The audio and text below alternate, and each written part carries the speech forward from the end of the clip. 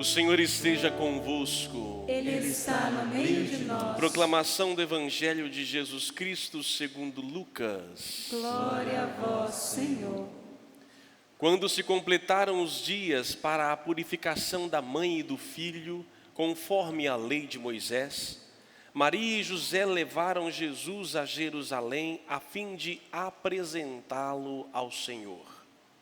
Conforme está escrito na lei do Senhor, todo primogênito do sexo masculino deve ser consagrado ao Senhor. Foram também oferecer o sacrifício, um par de rolas ou 2 pombinhos, como está ordenado na lei do Senhor. Em Jerusalém havia um homem chamado Simeão, o qual era justo e piedoso, e esperava a consolação do povo de Israel. O Espírito Santo estava com ele.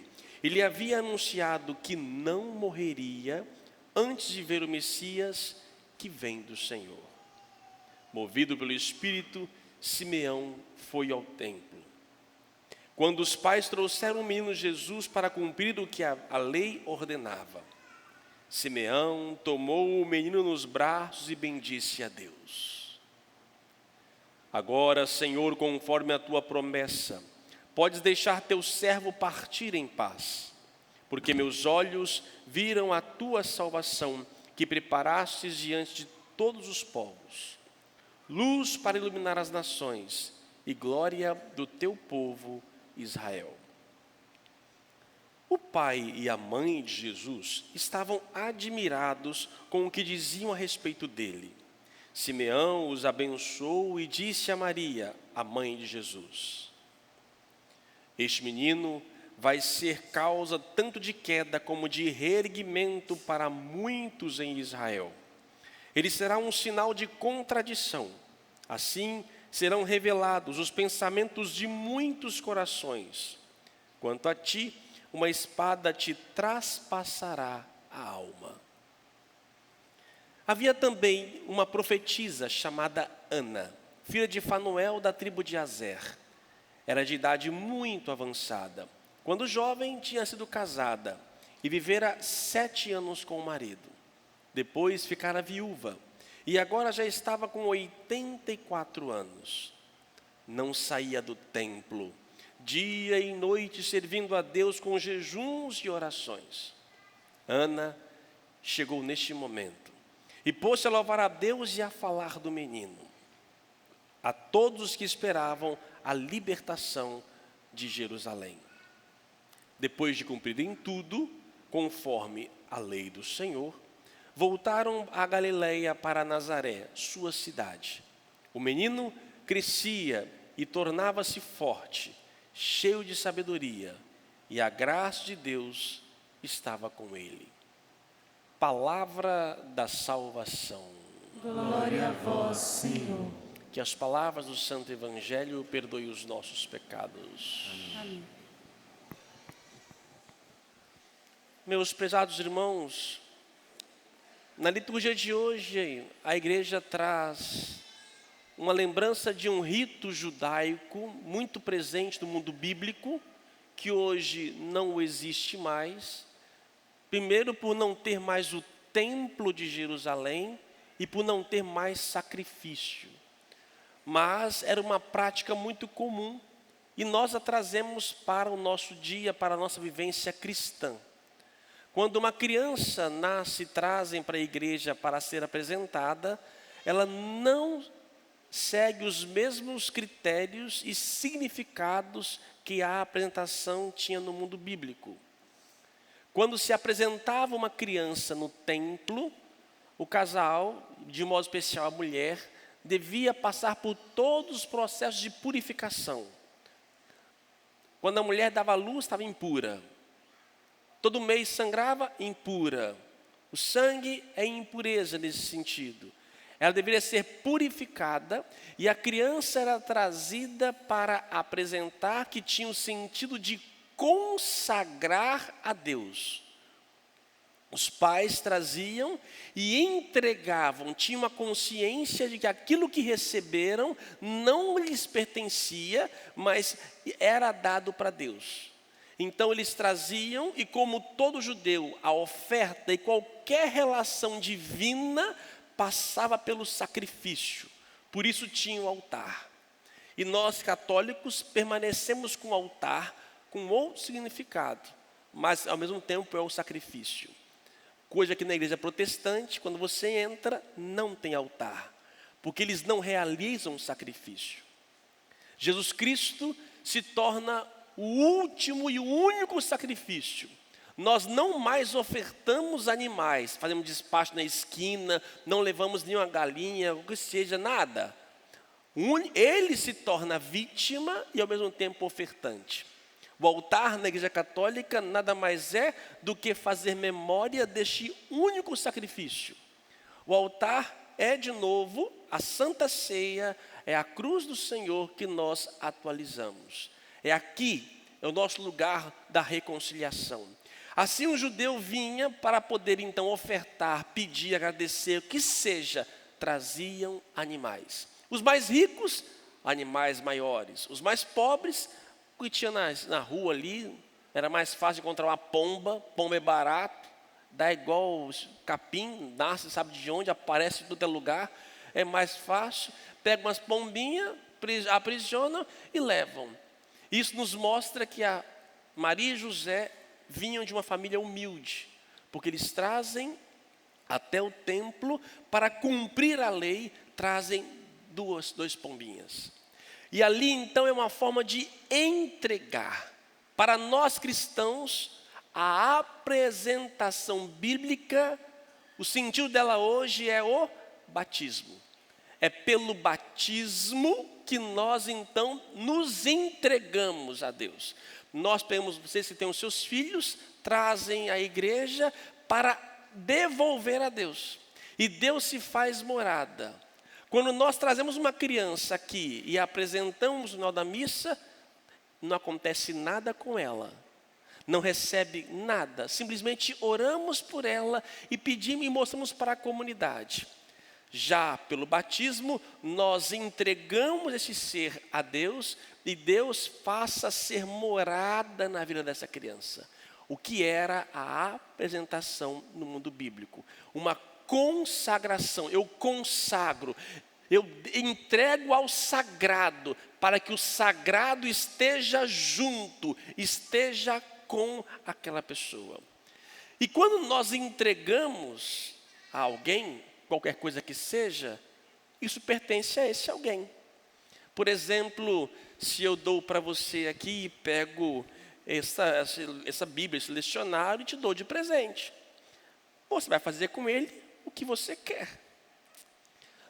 Nós somos assim, nós damos presentes, mas queremos que as pessoas façam aquilo que nós queremos ao dar para elas. Que elas depois usem. No máximo, não ficamos chateados se elas trocam pelo número ou pela cor. Mas se ela não usa e não gostou do presente. E a gente quer que a gente use e poste para poder ver e comente. Nossa, realmente ela gostou. Nós doamos para as pessoas e dizemos como ela deve usar. Só que é o seguinte, quando você dá alguma coisa a alguém, isso pertence a quem? Se ele quer fazer o que for, o problema é dele. Atire a primeira pedra quem nunca repassou o presente ganhado.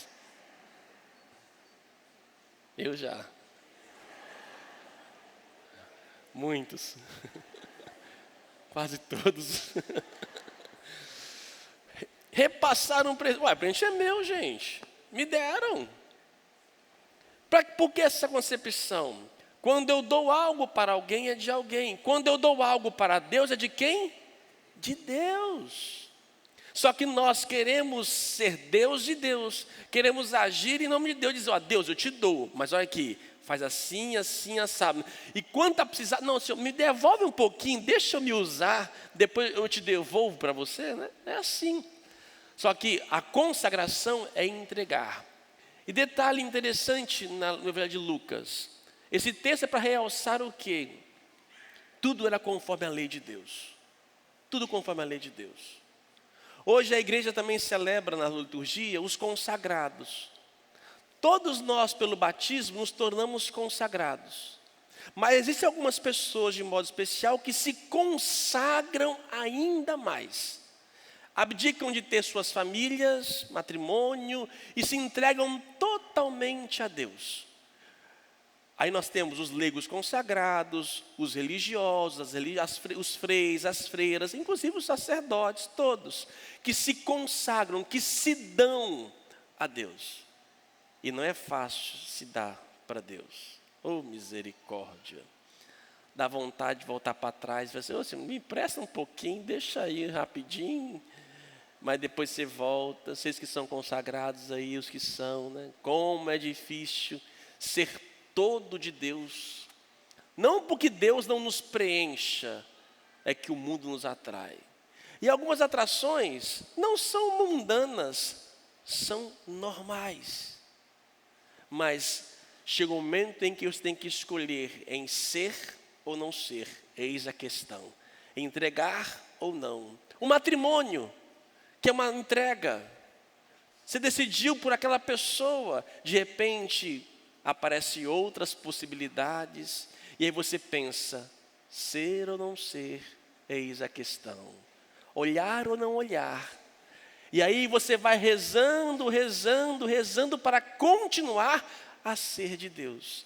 Oh, gente, se não fosse a oração na nossa vida, facilmente seremos presas do inimigo. Mas o melhor caminho é o quê? É ser de Deus, é ser dado para Deus.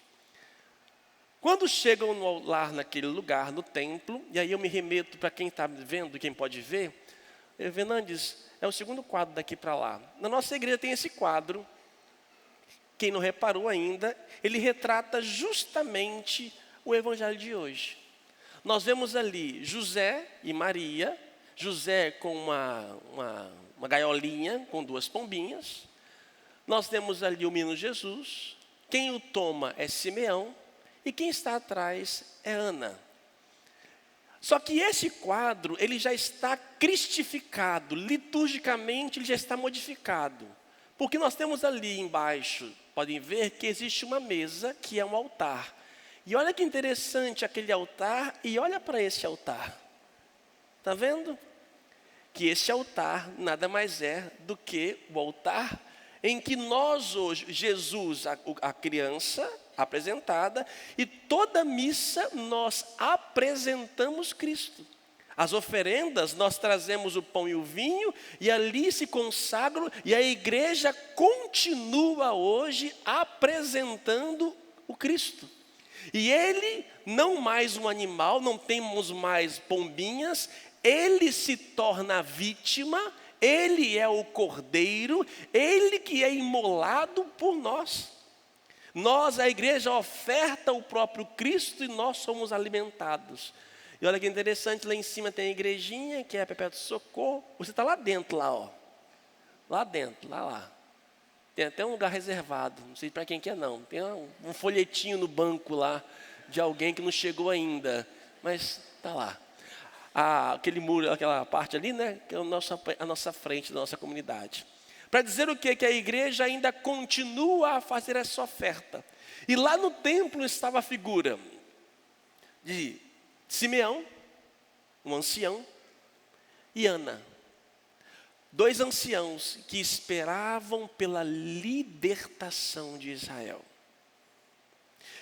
E eles conseguiram ver essa libertação num menino, numa criança.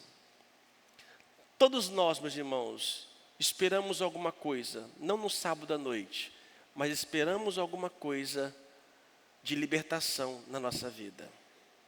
Quem é aqui que não procurou a Deus nas suas angústias, nas suas dores?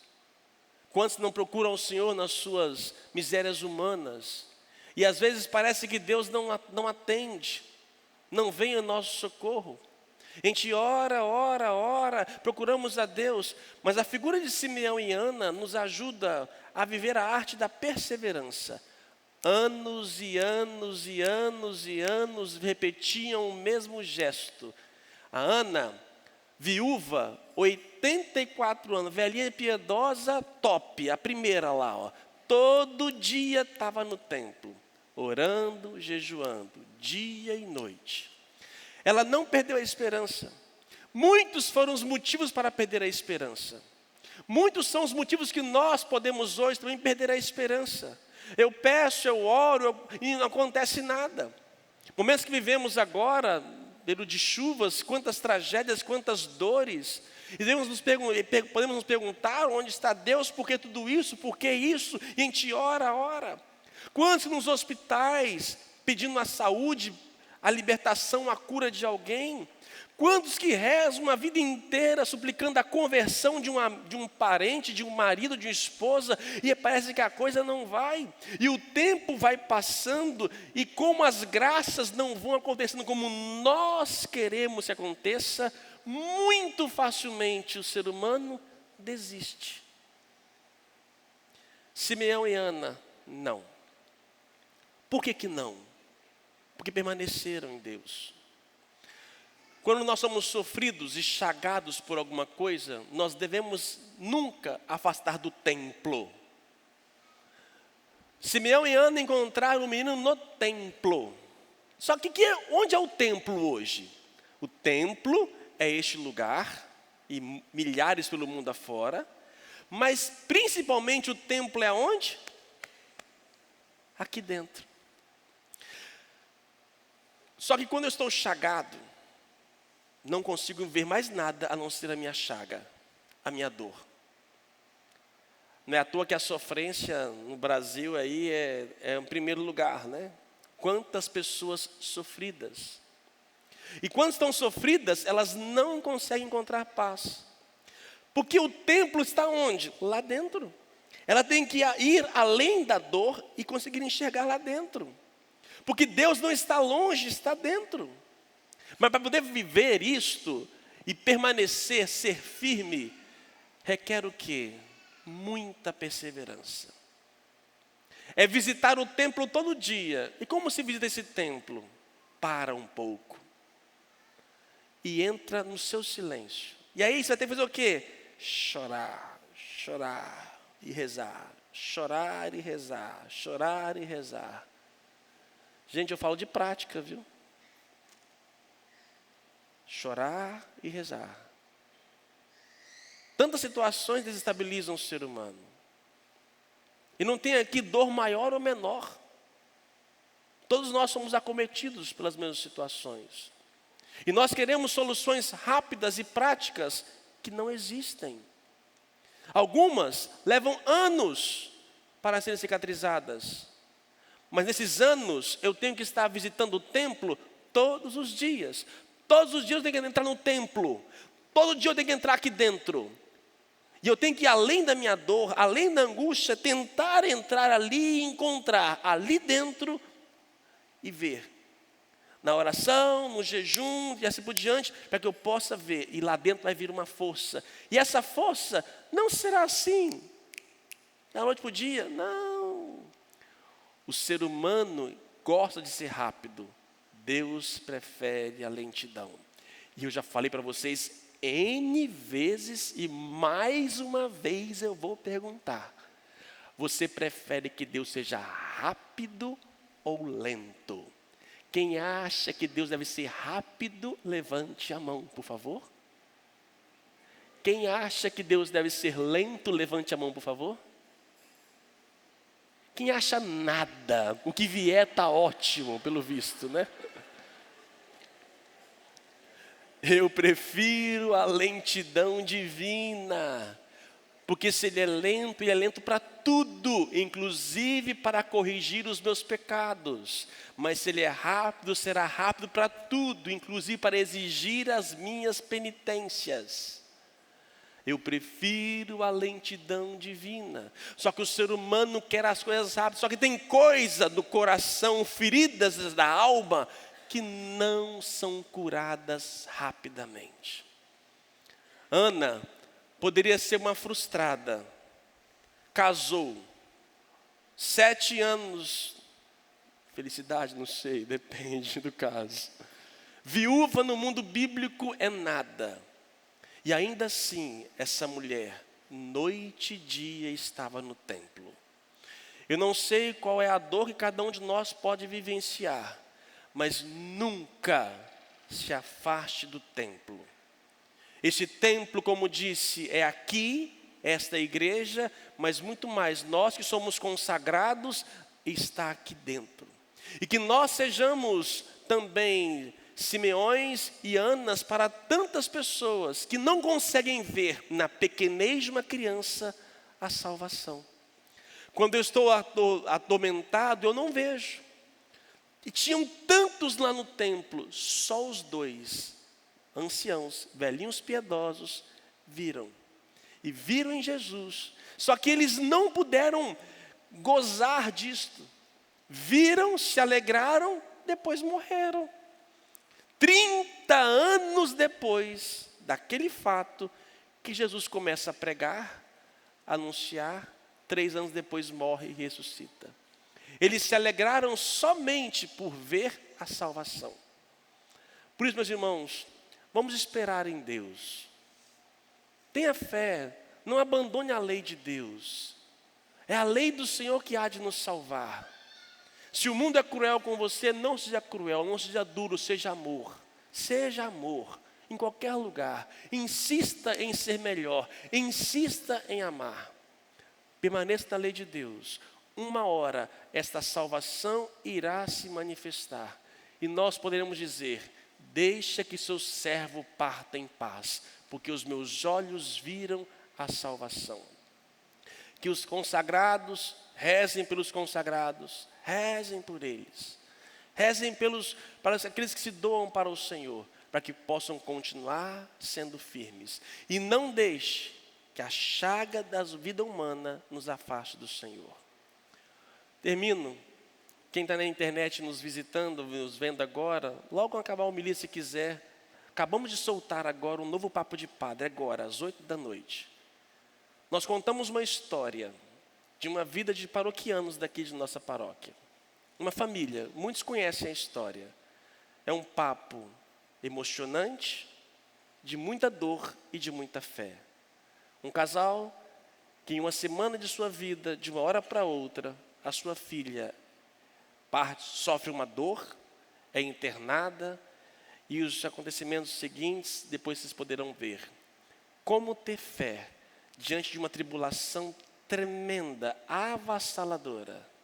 Eduardo e Francine e Alicia são personagens que nos mostram a presença de Deus em nosso dia a dia. E que não são as dores da vida que nos afastam do Senhor. Pelo contrário, mesmo diante do caos, eles conseguiram ver que o milagre aconteceu e continua a acontecer. Vale a pena, depois que eu chegar em casa, você também assistir hoje, para poder se emocionar e rezar com gente como a gente, que sofre como nós sofremos, mas que continuam tendo fé neste Deus que não nos abandona. Ele nos salva, não do jeito que eu penso e quero que Ele me salve, mas do jeito dEle, sendo Deus. Louvado seja o nosso Senhor Jesus Cristo. Creio